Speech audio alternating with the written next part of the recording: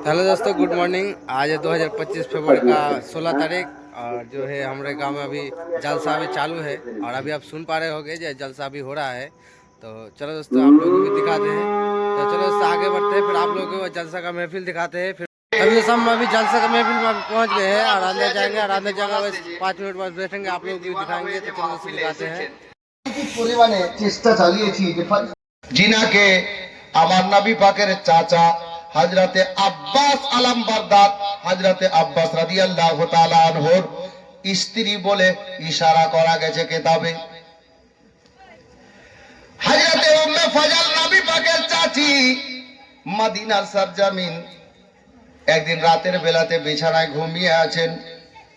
গভীর রাতে আমার নবীর চাচি যান হযরতে উম্মে ফজল একটা স্বপ্ন দেখলেন বাবা।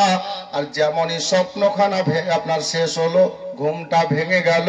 যেমনই ঘুমখানা ভেঙেছে আমার নবী পাকের চাচি যান বিছানায় উঠে বাবা বসে গেছেন।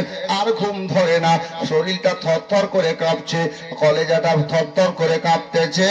হযরতে উম্মে ফজল চিন্তা করছেন, আল্লাহ গো, এত বড় ভয়ানক স্বপ্ন আমি দেখলাম কেন?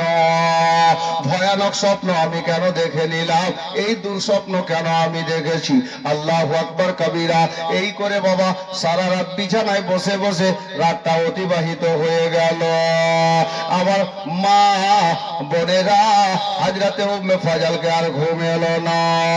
যেমনই সকাল হলো বাড়ির কাউকে বলতেও পারছেন না গো, স্বপ্নখানা বড় ভয়ানক আছে।